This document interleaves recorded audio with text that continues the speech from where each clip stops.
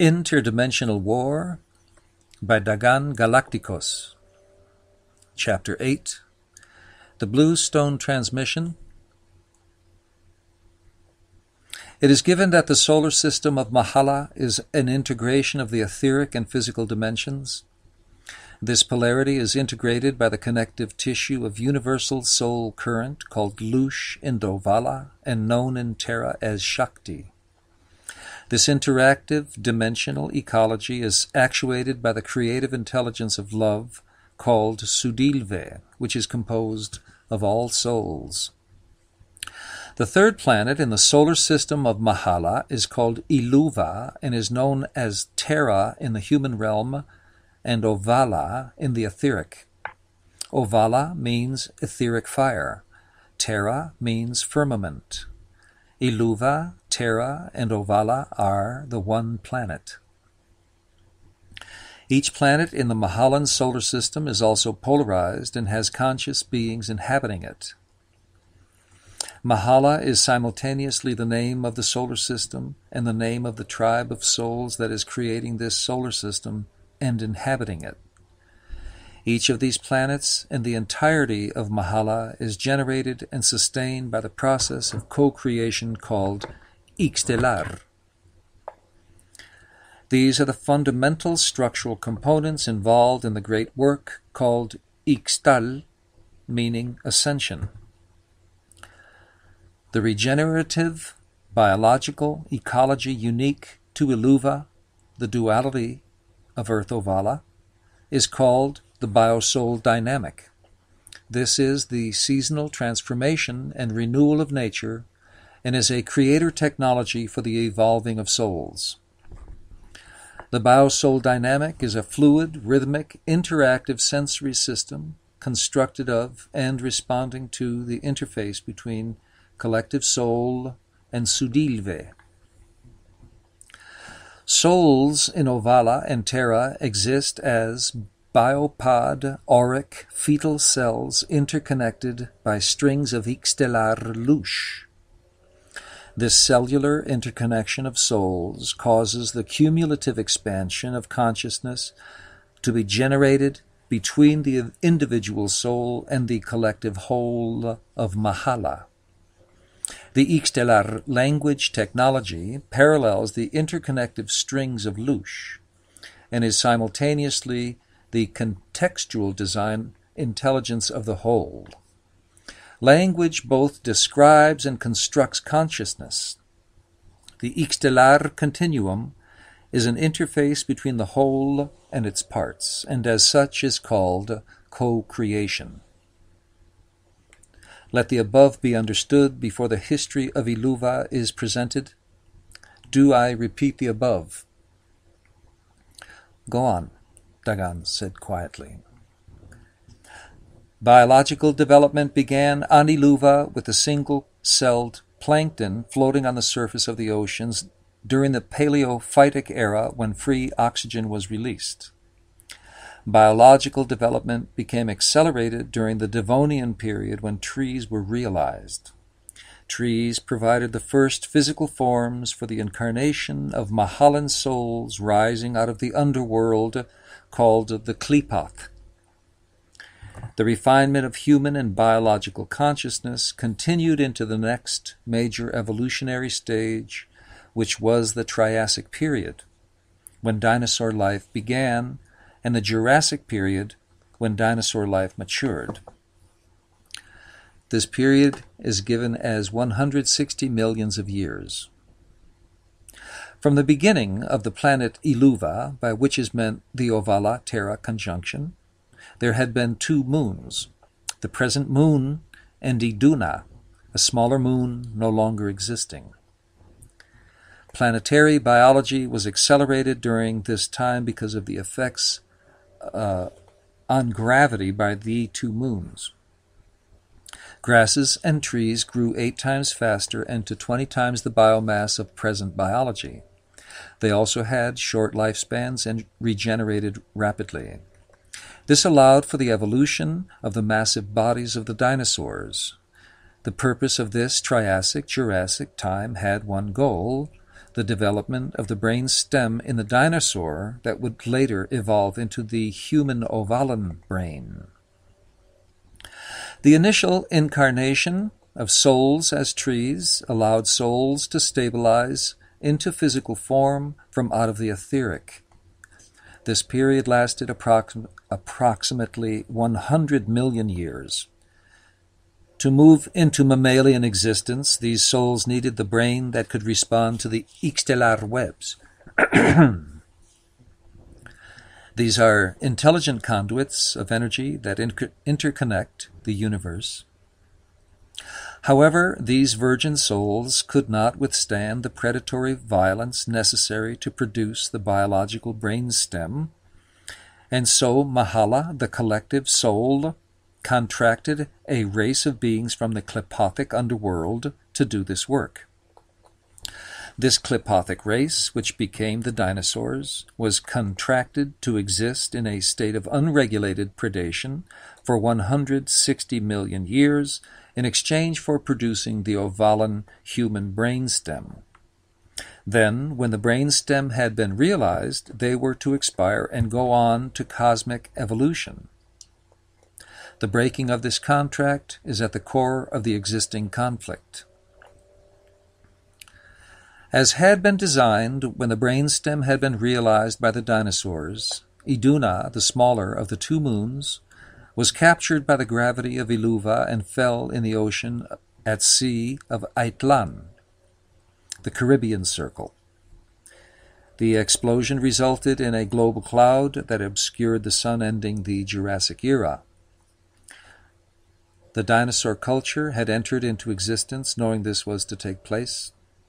In exchange for experiencing full-spectrum predatory satiation and the extreme corporeal experience of living in the massive and vital bodies of the dinosaurs for an extreme extension of time, they were to complete their task and then evolve. This lapse of time was expected to rid the dinosaur of the desire to be mere reptilians and allow them to travel on into higher realms of consciousness. Over this vast passage of time, the most intelligent of the Tyrannosaurs created a reincarnational vortex in the Klepothic underworld from which they had originated. This is a small astral planetoid where they went at death and before rebirth as another Tyrannosaurus rex during their 50 million year existence. This dimension they named Grual and currently exists as an astral construct. When the Iduna moon fell to Earth, all the now dead Tyrannosaurus rex and their servant subspecies, the Velociraptor, the Pterodactyl, and the Psychocephalosauri, gathered as spirits in Grual and came to the decision to break their contract with Mahala. During the Jurassic era, the constantly dying and regenerating plant and animal life had accumulated in the bowels of the earth as biological putrefaction and had begun to transubstantiate into petroleum. This biological essence of the Jurassic, and particularly the blood of the Tyrannosaurus rex that had physically spilled into the ground, held so powerful an emotional pull on the Tyrannosaurs that they couldn't separate from it. Their collective emotional bodies' devotion to the blood of their ancestral corpses became the dark soul force they named Draco. The sudden end of Jurassic biology was felt as a terrible injustice and betrayal to the Dracos. Despite their contract with Mahala, which is recorded and signed in the Akashic records for all to see, Tyrannosaurs were and remain convinced that they were betrayed, that it was all somehow a trick by Mahalans to fool them into producing Homo ovo sapiens, whom they now hate like poison. They felt that they had been cheated and were psycho-emotionally torn between leaving the Jurassic experience behind and entering astral evolution. It was thought the opportunity to attack smaller species, tear them to pieces, and climb to the top of the heap of blood-soaked corpses for 50 million years would be enough to make predation monotonous and repetitive to them, but no. The Draco considered this as simply an introduction to the experience. The Draco felt that not only was the earth containing the blood of their ancestors and turning slowly into petroleum theirs, but that human Ovvalan beings themselves belonged to them, because the Draco had produced the brain stem that made this new species possible. Thus began their plot to re-enter life. As human Ovvalan beings appeared out of evolutionary time, the Dracos found they could enter their minds through the reptilian brainstem and seduce them with images of power and lust, madness and enlightenment. The first attempt by the Dracos to take over Iluva was in Atlantis. This progressed too fast, involved human-animal cloning and the creation of synthetic and unstable power crystals. The core Mahalan judgment was reached that the Draco contamination of Atlantis was going to deform the Ixtellar designed for humans and Ovvalans, so that Atlantis itself needed to be destroyed. At this time, one of the core Mahalan designers of Mahala, the Consuelar Ea, known as the Preceptor, was incarnate at Atlantis in the form of Iemanjá, the sea priestess. To execute the judgment to cleanse Atlantis, Ea stole some of the massive crystals which the Draco hierarchy used for power generation and turned them against the Dracos, sinking the island and destroying everything created there. Before this destruction, Ea and the entire order of sea priestesses escaped to the then fertile Nile River Valley. This became the Egyptian culture in which Ea transmutated into Isis. Through these former Atlanteans, human Ovvalan life was purified and re-established at Sumeria, where human civilization then began. It was at this time that the oversoul of Mahala, called the Soul Traveler, which is the advanced energy being from the universal core, transmitted the Ixtellarium, which contained the systems of astrology, Kabbalah, sacred geometry, alchemy, and physics to the incarnate 33 most evolved humans and Ovvalans of that time. These techniques were to be the basis of a cosmic literacy for Iluvans to evolve into astral free souls and join the galactic co-creative evolution of Siddhe. The ancient Draco saw and understood the significance of this cosmic transmission. The creator high technology of Ixtellar magic would ultimately allow humans and Ovvalans to block the Dracos from entering the human mind. In response, the Draco entered the minds of all 33 of the chosen adepts who had received the Ixtellar transmission and offered them an alternate existence. Whichever of the 33 accepted a relationship with the Dracos would receive acceptance into Krual, the Draco homeland in Klipoth. Once established in Krual, each magician who accepted draconian beliefs, called the Ouroboros, could reincarnate as themselves outside the laws of birth and death. Such an existence would allow these adepts to reincarnate with undying single identity for eternity. In this way, they could refine their magical powers to undreamed-of perfection, not possible if they were to reincarnate serially and according to universal law. Entry to this realm of Krual and into the Draco Council of Skaror required submission to Draco will and acceptance of psychical bonding with a Draco entity. This involved mentally hosting a Tyrannosaurian lord. Acceptance of Ouroboros meant rejection of the Ixtellar technology. 14 of the 33 adepts accepted. These came to be called the Underka, meaning those who go passionately into darkness. These call themselves the corporation, meaning of one body. On Terra, they distinguished themselves as the assembly of the only true God, and in Ovvala as the Skandir royalty. These are 9 humans, 6 males and 3 females, and 5 Ovvalans, 4 males and 1 female, who became, in essence, Draco. Their original Iluvan names had been removed from the records of Mahala as their humanity ended when they became Draco.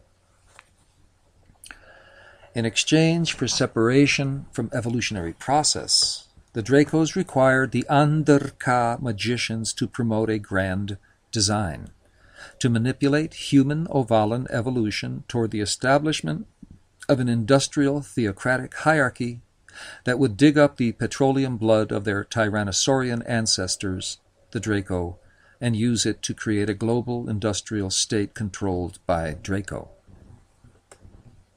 It was envisioned that this would return the Dracos to absolute power at the top of the food chain. This was the Draco master plan.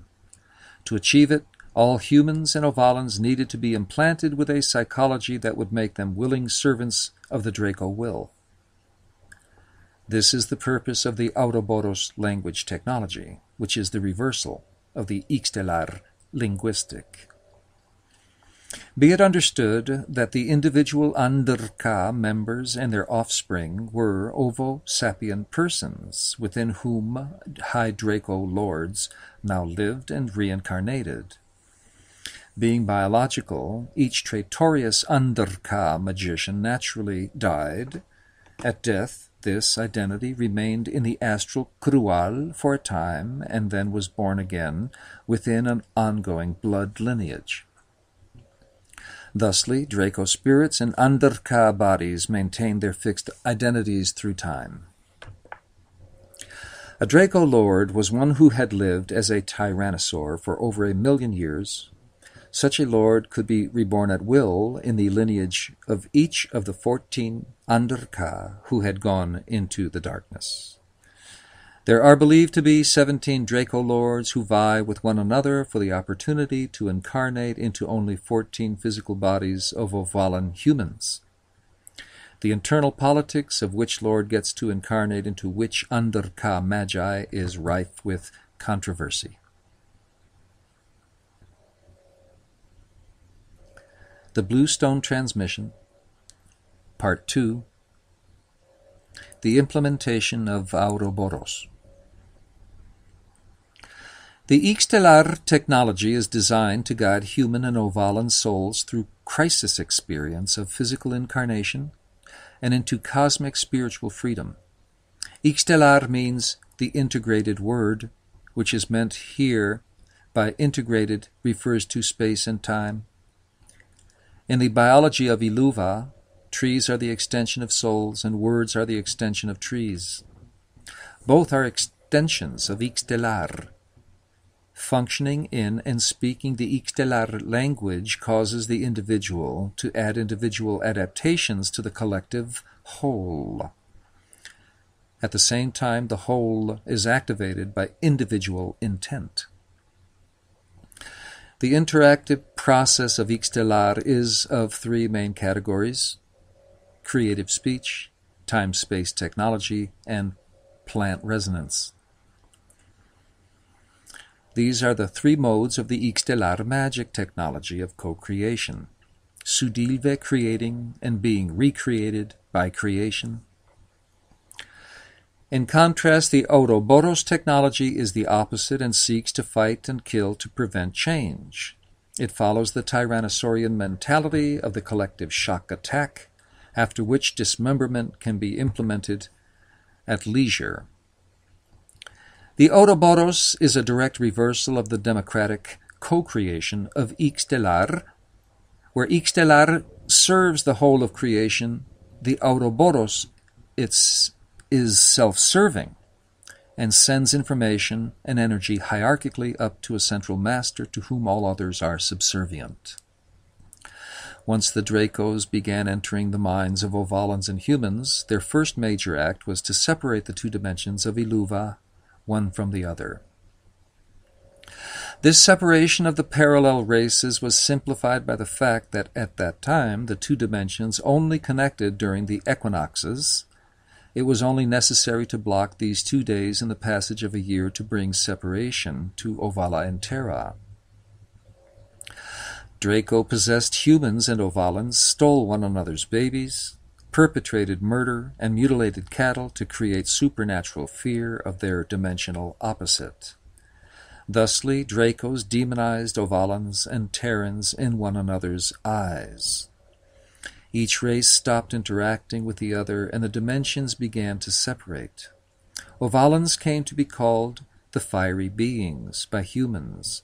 The humans came to be called boogeymen, meaning thick ones, by Ovvalans. The dark Underka magicians fully understood the effect this dimensional separation would have because they themselves were Ovvalan and human. It would leave Ovvalans and humans bereft and crazed as a mother of having lost her baby. A sense of incompleteness and self-doubt would become the basis of a spiritual bereavement for both Ovvalans and humans. This grief could then be manipulated. Dracos centered their attention on Western civilization, on Terra, as the mentality best suited for their master plan because here they found minds that worked with a machine-like precision responsive to central authority. After the separation of Ovvalans and humans, the Draco next major shock attack was on the very monotheism seeded into humanity by the spiritual traveler.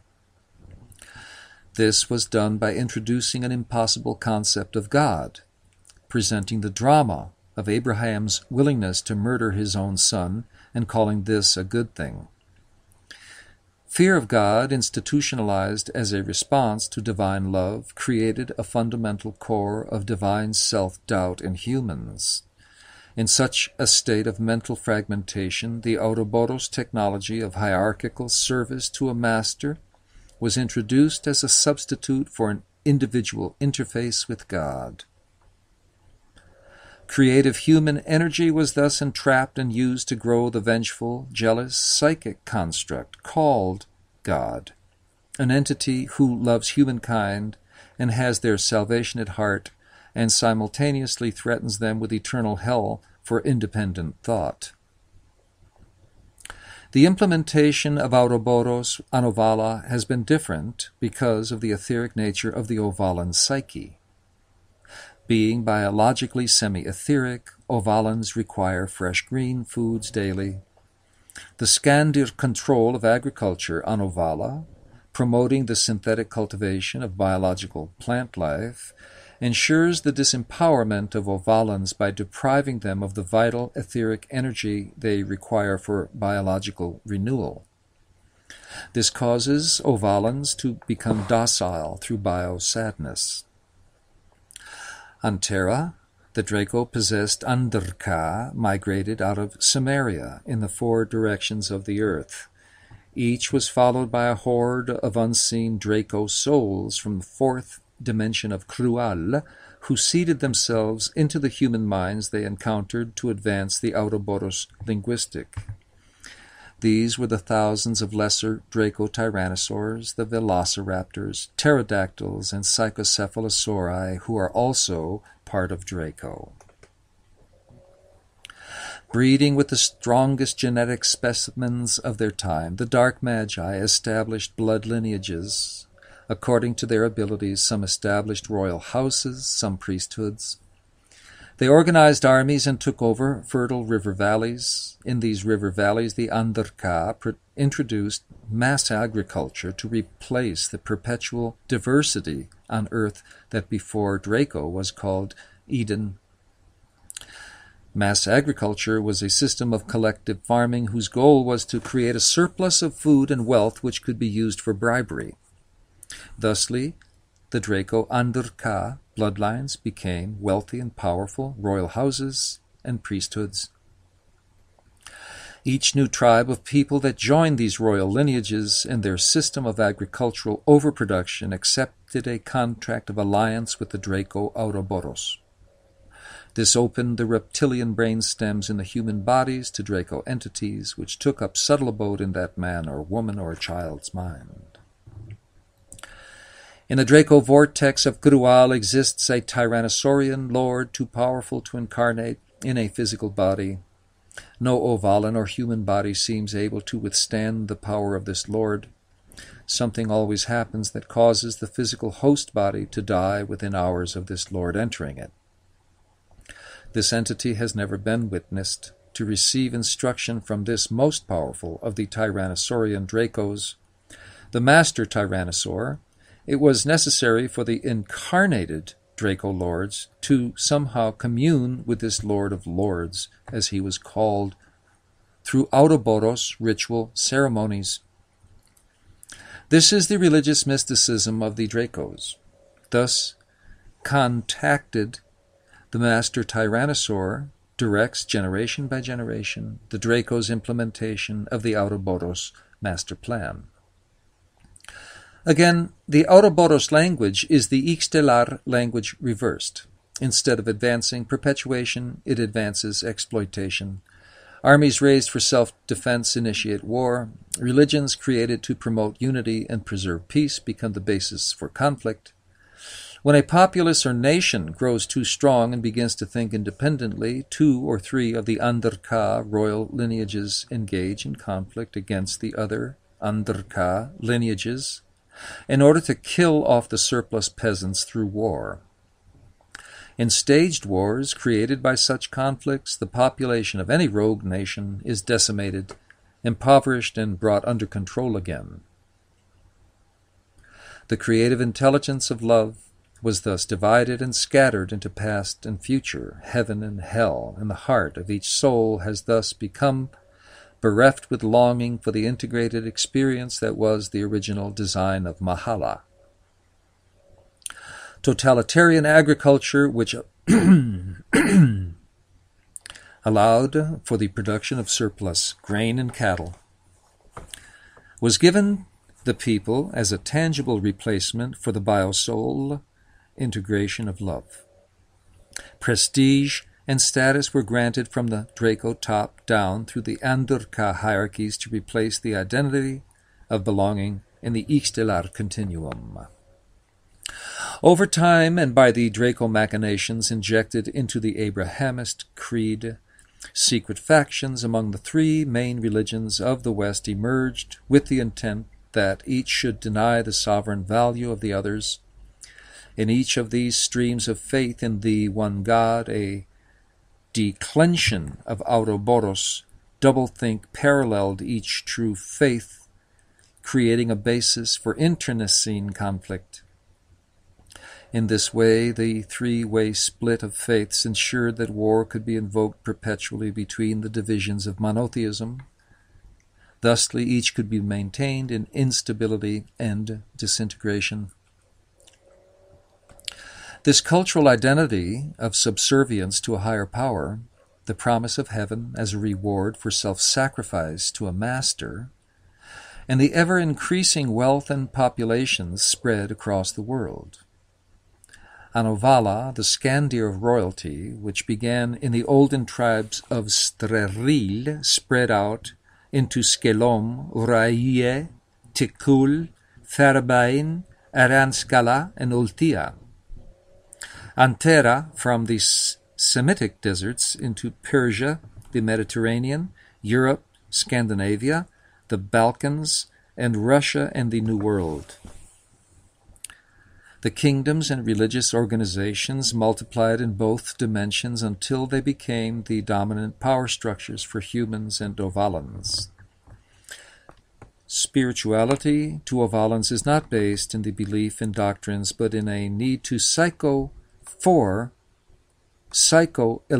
experiences. It is normal for the Ovvalan to converse personally with astral deities. Perceiving this, the Dracos, from their astral vantage point in the Grual, began to synthesize astral deities.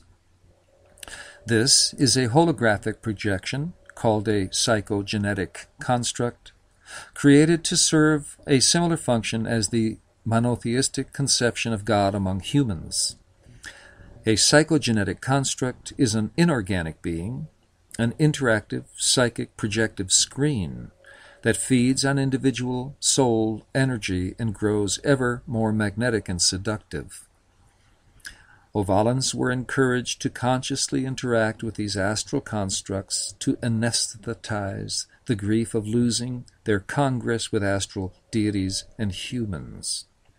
Grieving for the loss of their dimensional counterparts, Ovvalans began to grow a soul sadness that is at the heart of the foul suicide sickness.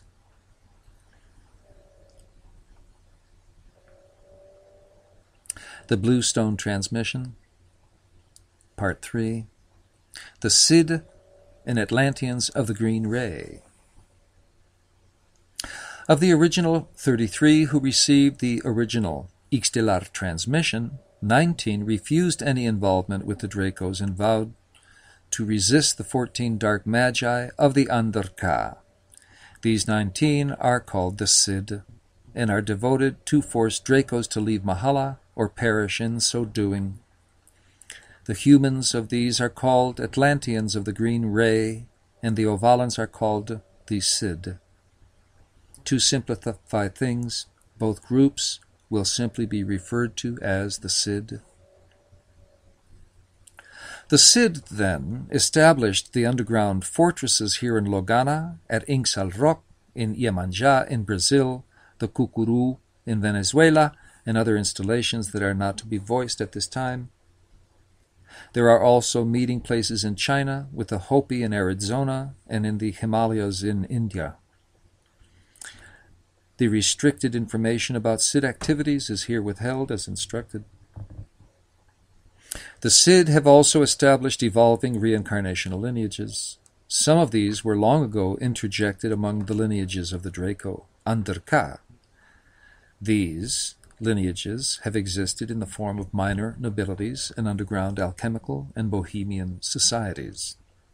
Their intent was to lay the groundwork for a social system free of the Ouroboros linguistic, so as to one day surround and isolate the Draco and prevent the execution of the draconian master plan. At one point, the Siddhe gained control of a wormhole in France in the valley of René-le-Château, among the Cathars and Terra. On the Ovvalan side, they held the corresponding wormhole at Ovana. Ovvalan and Terran mating resumed during this time and led to the Inquisition. These caverns of Logana, in which you are now, have been one of 3 Siddhe headquarters for 3,600 years. The Consular Isult took the throne when she was 81 years old in the year 1093. Consular Isult, Consular Tantala, Consular Dagaan, and Consular Idima are 4 reincarnates of the original Siddhe. Isult bowed subtly. Idima seemed lost in thought. Consular Tantala seemed locked in a smoldering patience. Dagaan merely nodded irritably. The voice resumed. For 6,000 years, the Dark Underka magicians have been working to keep the dimensions of Iluva separate and to undermine the Ova sapien races.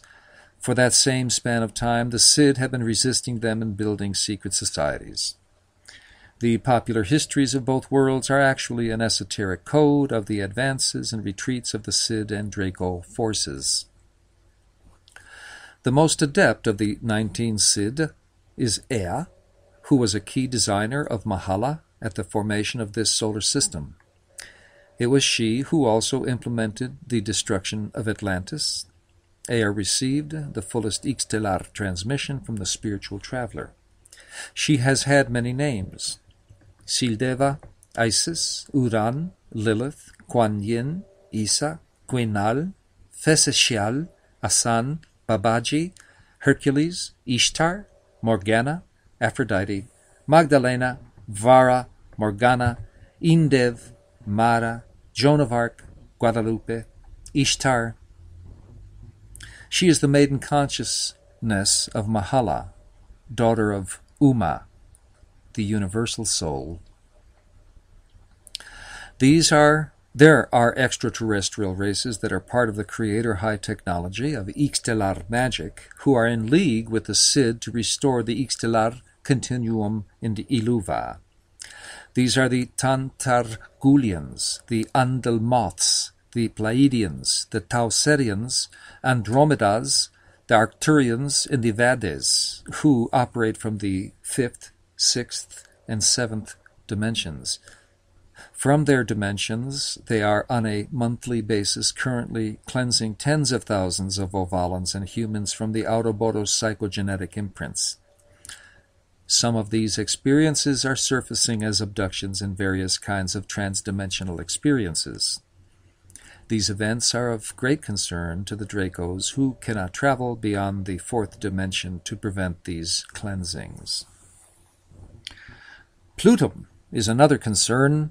The Underka have hidden communication passages through which they meet and import and export material. One of these materials is activated plutonium.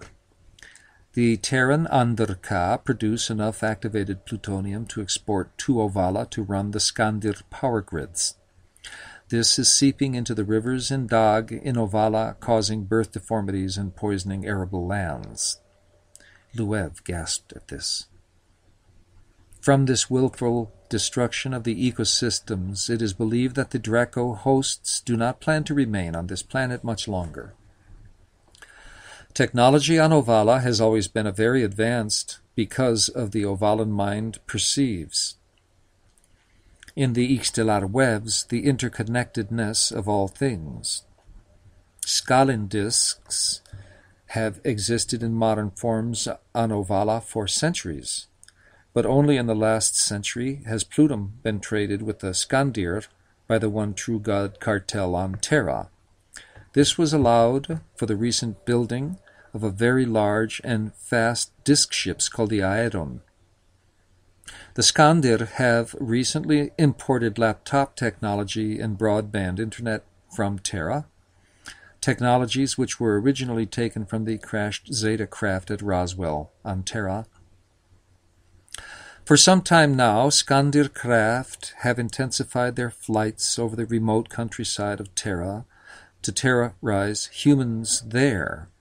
Simultaneously, F-16 jets and Black Hawk helicopters are flying over similarly remote areas of Ovvala. It is not known just why this has begun. There is a new desperation in the Underka activities that may be due to the intercession of the extraterrestrials just spoken of, or because of the advent of global warming which is affecting both dimensions. The terrorization of this planet has been perceived by the beings at the universal core, and a wave of creator light has been generated in the Altandar star streams that will cause global cosmosis at the autumnal equinox of 2013.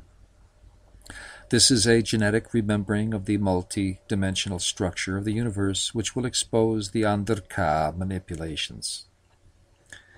It is believed that the Draco don't know that cosmosis is coming, but there is a heightened urgency in their activities that is not fully understood. It is expected that the final stages of the Draco master plan are about to be implemented. This transmission is complete.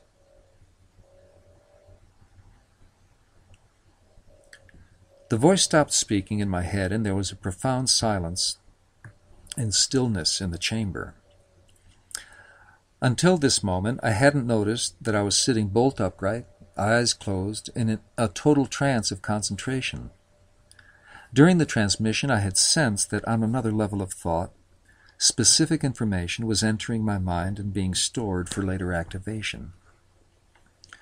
Slowly the people in the room returned to conscious presence. Then Isult leaned forward on the oak throne and spoke with an intensity that revoked my sense of present time to a greater immediacy. Making quick eye contact with all the other individuals in the chamber, Isult turned to Luev and me. What you're learning is that we're at war with the Dracos and the fallen Underka adepts for possession of the evolutionary biosoul of Iluva. Her voice created a searing silence. Each syllable seemed isolated and hung in the air like a piercing musical note. She violently shook back the lustrous dark red hair framing her paper-white face. It is no doubt going to be a challenge to you to rewrite 6,000 years of history in your minds and to comprehend the depth of deception that surrounds you and your lives. However, we feel you have the strength for what you are about to engage in, or she would not have chosen you. Changing her tone of voice, she looked at Loev tenderly. We know you are pregnant, Loev. We know whom you are pregnant with. Loev could hardly have looked more startled and continued to stare at Isult on her throne like a deer caught in headlights of a thundering train. Oorden and Elsinad had quietly moved to stand on either side of Loev. They held her around the waist and stroked her hair and arms. Yes, it is Ea. You heard the transmission describe the consular who turned the Atlantean crystals against the Draco clone breeders and some of the incarnations she created. Isis, Vara, Ishtar, Guadalupe. Isult paused lovingly as though in remembering each of these persons as friends. Mahala, this solar system, was first conceived by Ea. It was she who undertook to organize the multitudes of disincarnate souls when we were still merged with the darkness of the Qliphoth. It is she who truly is our queen. Me, I'm only sitting on this throne because the consulars are letting me. At this, everyone in the room burst into laughter and broke into applause. Dagaan rolled his eyes. Isult smirked and continued. The Dracos and their undercaste slaves, she spit this word out, have suddenly grown very strong. They have contracted sources that we don't understand. The errand ships are a great threat to our communities in Ovvala and on Terra, but now you two appear out of the blue, having made contact across the Great Divide.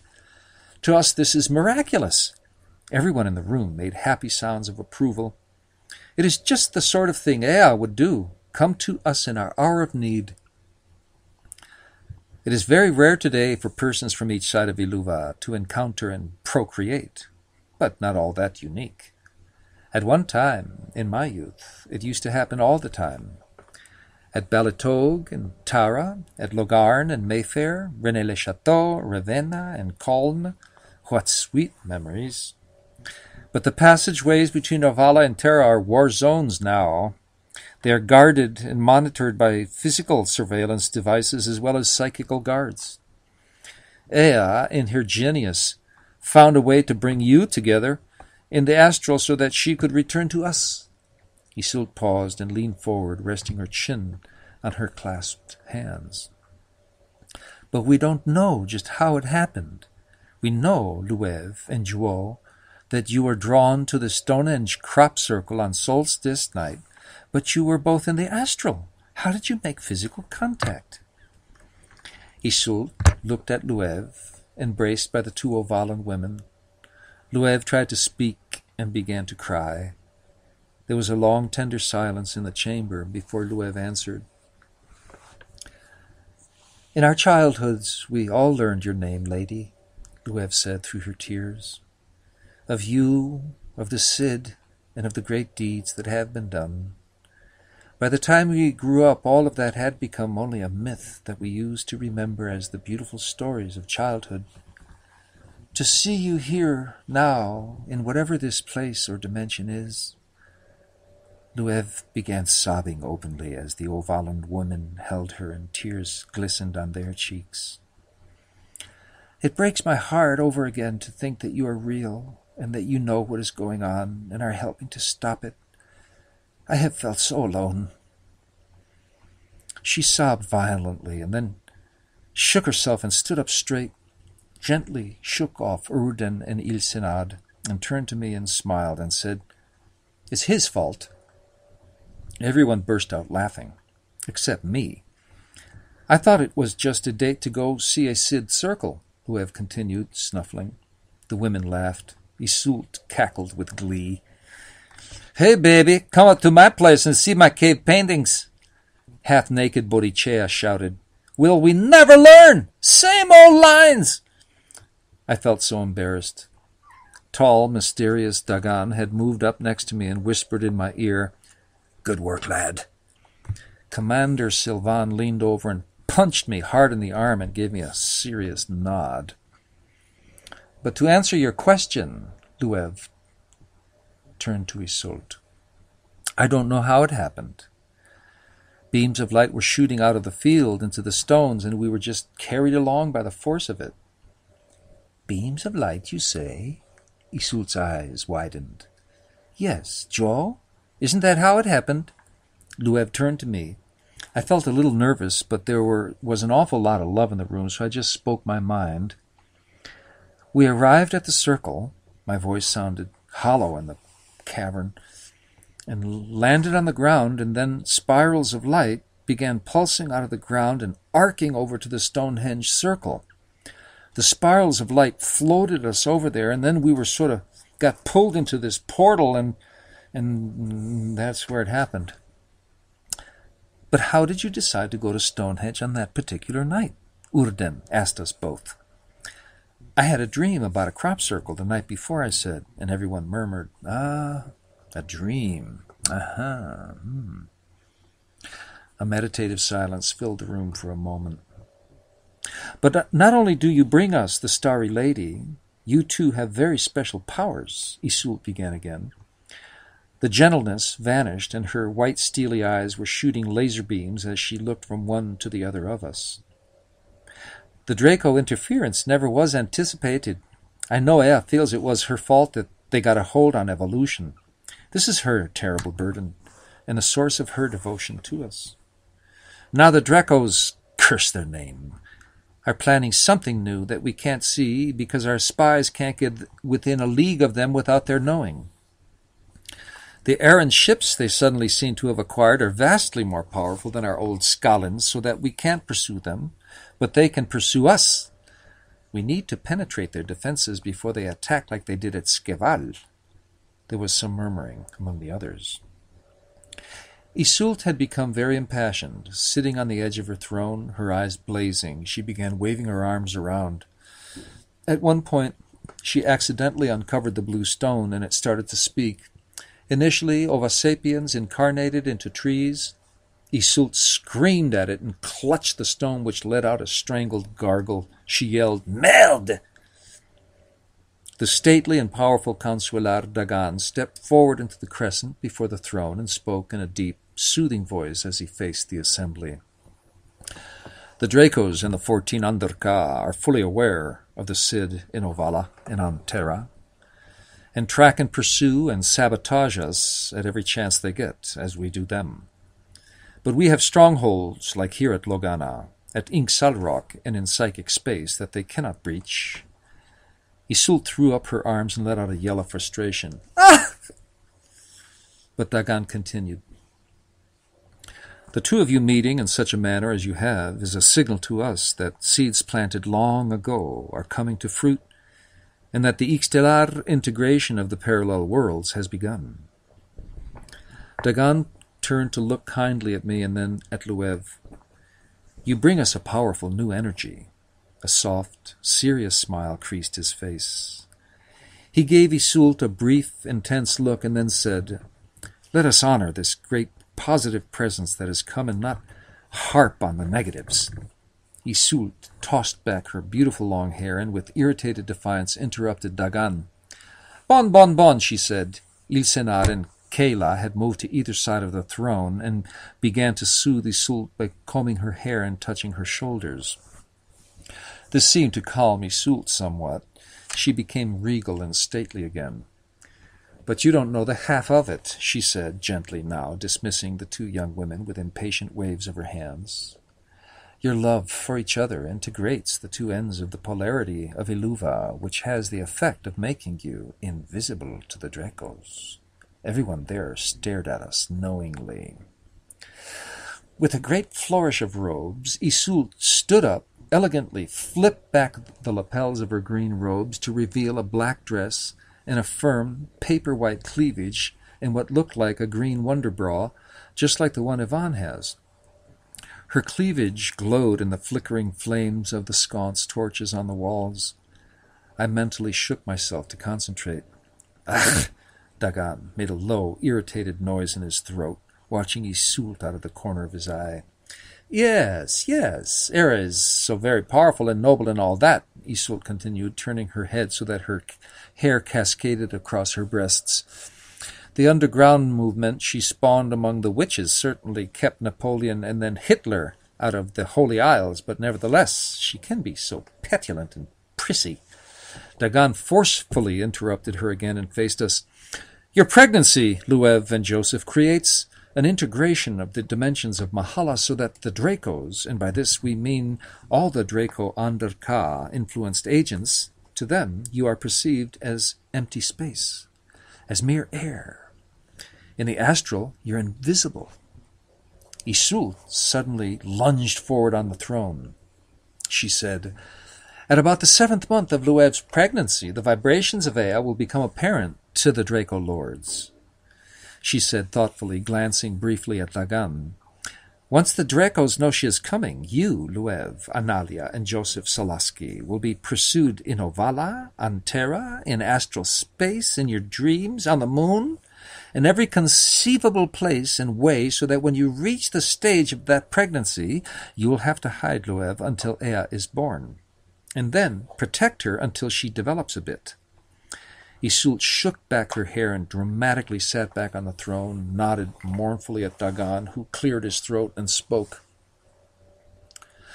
The Draco Council will soon meet in their trans-wormhole. Dagaan began as Oorden and Kayla stroked Isult's flawless skin and arranged her hair and smoothed her robes. You could penetrate their chamber and be our eyes and ears and tell us what they plan, why they are flying discs over Terra and helicopters over Ovvala, what they're preparing to do. It is of the most importance that we know this, he paused. For we have reached a deadly crossroads, he said, looking at Silvaan, who looked murderous, and at Bodicea, who was quivering with fighting lust. But this is not without danger, he continued, and you are, of course, free to decline. Isult snapped, breaking away from the comforting women. You are under no power or force to do this. We don't like to put you at risk, Luev, or the pregnancy, or you either, Joe, she added as an afterthought. But we have no other means of gaining this intelligence right now, Dagaan said. Consular Idima had his hands clasped before him like a monk and seemed to be praying. White Buffalo had narrowed her eyes with intense curiosity. Isult, who had leaned back in the throne now, jumped up again. Dracos are capable of... But Dagaan interrupted her. The Draco psychic police are very adept, he said in what seemed forced calm. They are always inventing new means of spying out our activities, and they will continuously destroy or capture our spies. When spotted in the astral, our agents are followed back to their physical bodies and tortured to reveal our secrets. Then we are forced to fight them so that they will not discover our physical locations. Your invisibility would allow us to take giant steps in knowing the Draco plans. We know they have been mutilating cattle in New Mexico and in Uzbekistan, Isult almost shouted, glaring at Dagaan. They are kidnapping Terrans from Ivy League universities. They are taking risks they have never taken before. We must know why. But, she paused, we are a democratic fellowship here and operate from free will, and you are free to decline. There is some danger, Isult said, an odd grimace crossing her face. Some danger! Ha! Bodicea yelled. Yes, a little danger. And yet, Dagaan spoke, 3 black helicopters flew down the length of the Ixtellar River in the Catalan Valley only last week. What could they want there? We believe it's a warning that if we try and approach the upcoming Draco Council, they will make hostages of innocent people. So there is naturally some danger in this, but it may be minimal. We will go! Luev leaped to her feet and shouted out the words, her voice ringing in the cavern.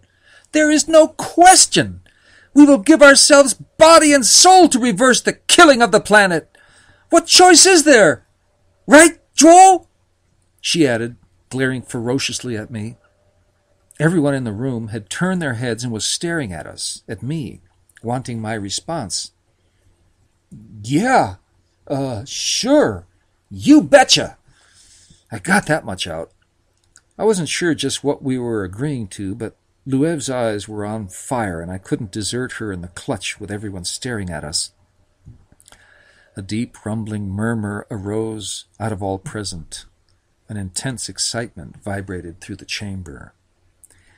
"Hekasta!" Isult yelled out, and everyone in unison yelled, "Ta!" "She volunteered of her own free will," I heard Dagaan say under his breath, facing the throne. "Yes, you fox," Isult replied with a fiery look in her eyes. Everyone in the hall was standing. Some began leaving the chamber with a businesslike urgency. Each of the members of the assembly filed past us, shaking our hands and embracing us each. The men patted me on the back, expressions of deep sympathy on their faces, which I didn't fully understand. Isult signaled Kayla, Elsinad, Luev, and I to step forward. Isult stepped off the blue granite throne onto the carpeted floor and stood with a tragic, regal, authoritative silence until everyone had left the chambers. "At last I can take off this stupid robes," she burst out, cackling wildly in a high-pitched liquid stream of last notes, and tossed her hair behind her shoulders. She unclasped the long emerald robe and flung it recklessly at the throne. Underneath, she was wearing a tight black silk mini-dress that showed her to have the figure of a 25-year-old babe. I couldn't believe my eyes. She also wore transparent charcoal hose and shiny black patent leather high-heel pumps with golden square buckles that reminded me of the shoes the pilgrims wore. She shimmied for Luev and said incredibly, "Let's cruise, baby," and cackled wildly.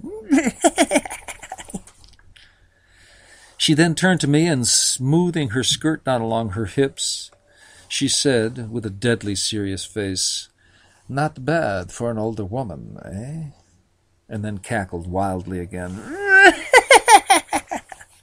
and pulled up on her tights, and the women all started laughing too. Luev's eyes were like plates, so full of joy. She seemed transformed. I had never seen her like this. From behind the wall tapestry, Isult brought out an old-fashioned cottager's broom and straddled it with emphasis. She floated up in mid-air, twisting in a curlicue of flight, causing the incense smoke to swirl, and began to drift upwards toward the ceiling of the cavern. She had been in the astral all along, I think. Elsinad, Kayla, Luev, and I began to float upwards, pulled by her intense magnetism.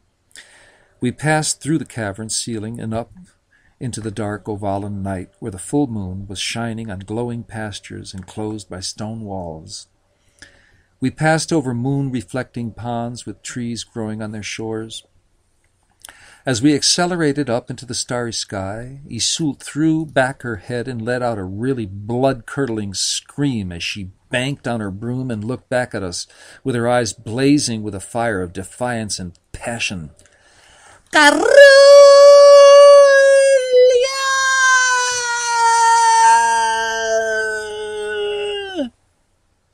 She screamed out a sound that contained within it all the pain, horror, and longing that had built up in me as I had listened to this history of Ovvala in Earth, this history of the multi-dimensional realm that is my world.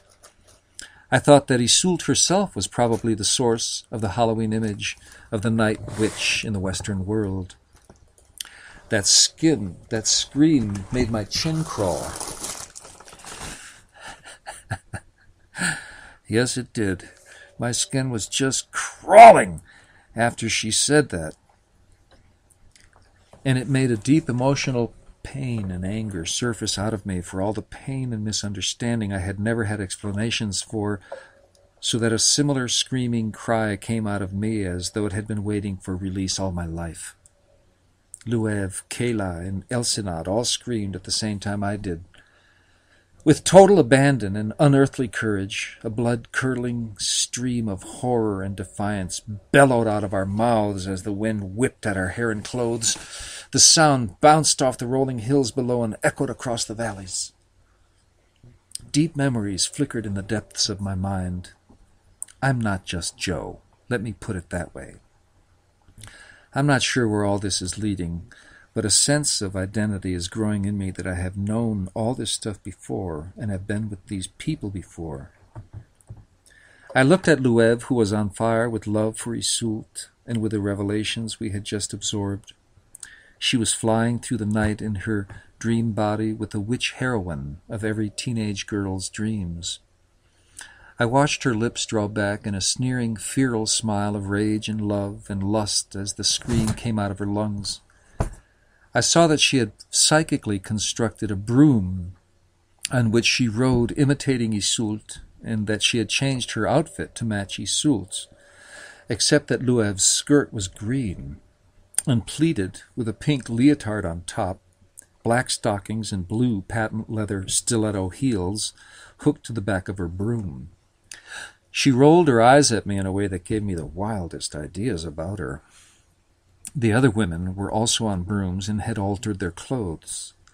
Kayla and Elsinad were in matching blue and yellow go-go girl-like outfits with gleaming red shoes. As the scream cut across the night, I started laughing hysterically when the image came to me that I was night riding across the sky of another planet with the Shirelles. I flew along like Superman, hands outstretched, still in my flapping white cassock. Seeming to read my thoughts, Isult turned to me and looked me up and down with disapproval, her red hair whipping in the wind as we sped along the dark bands of her stockings showing beneath the hem of her strained, fluttering skirt. She sent me an image of black linen pants, a very dark green tailored shirt, and sleek calfskin boots, which, when I thought about it, yeah, okay, I was then wearing. Isult snapped her bra straps, adjusted a cute pointed black hat with a bent tip, and said, "Yup, I'm the cat's pajamas, Daddy," and winked at me. I vaguely remember Isult releasing me from her spell as the women flew off by themselves toward the moon.